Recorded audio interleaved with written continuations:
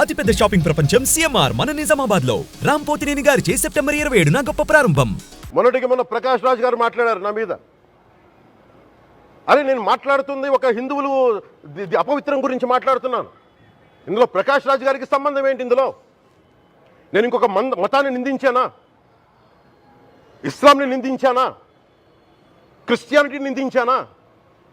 అపవిత్రం జరిగింది, ఇలా జరగకూడదు, ఫుడ్ అడల్టరేషన్ జరిగిందని మాట్లాడుతుంటే దీన్ని గోల చేయకూడదంటే అంటే తప్పు జరిగినప్పుడు మాట్లాడకూడదా? ఒక అపవిత్రం జరిగితే మాట్లాడకూడదా? దేవతా విగ్రహాలను శిరచ్ఛేదం చేస్తే మాట్లాడకూడదా? ఏం పిచ్చి పట్టింది ఒక్కొక్కళ్ళకి? ఎవరి కోసం మాట్లాడుతున్నారు మీరు? ప్రకాష్ రాజ్ కూడా చెప్తా ఉన్నాను, నాకు మీరంటే గౌరవం. I have extreme respect for you.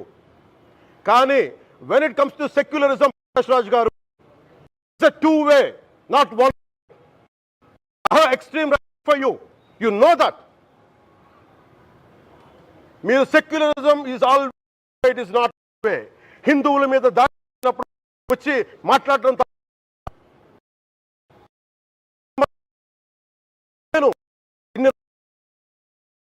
మంది కౌలు రైతులకు ఇచ్చాను, ఎంతమంది ముస్లిం ఇస్లాం రైతాంగానికి ఇచ్చాను నేను. ఇదే ఎన్ని మద్రాసాలకి డబ్బులు ఇచ్చాను నేను, 25 లక్షలు 30 లక్షలు ఇచ్చాను, నేను ఇచ్చినవాడిని. నేను నాకు అన్యమతం ఇస్లాం మీద గౌరవం ఉన్నవాడిని, క్రిస్టియానిటీ మీద గౌరవం ఉన్నవాడిని, చిన్నప్పటి నుంచి కూర్చొని మిషనరీ స్కూల్లో చదువుకున్నవాడిని.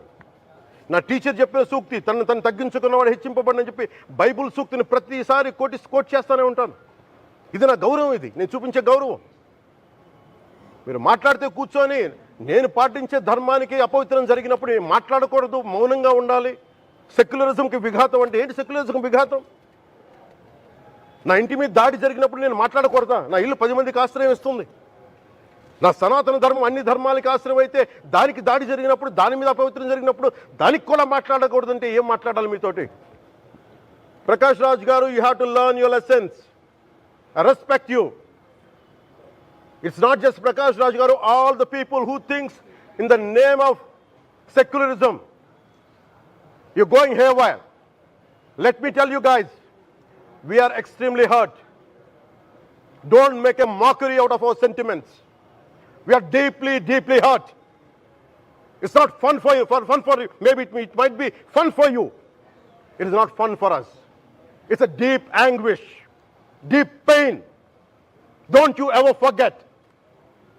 Before you come and think 100 times and talk about Sanatana Dharma. Enough of this. చాలు. ఇష్టానికి మాట్లాడుతూ ఉన్నారు సనాతన ధర్మం మీద. అయ్యప్ప స్వామి మీద మాట్లాడతారు, సరస్వతి దేవి మీద మాట్లాడతారు. అల్లా మీద మీరు మాట్లాడగలరా? మహమ్మద్ ప్రవక్త మీద మీరు మాట్లాడగలరా? జీసస్ మీద మీరు మాట్లాడగలరా?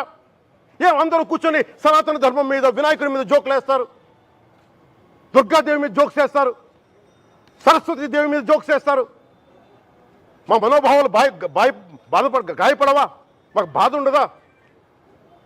అందుకే నేను ప్రతిపాదించింది ఏంటంటే ప్రతి దానికి రావలేకపోతున్నాం. సనాతన ధర్మ రక్షణ board is order of the day.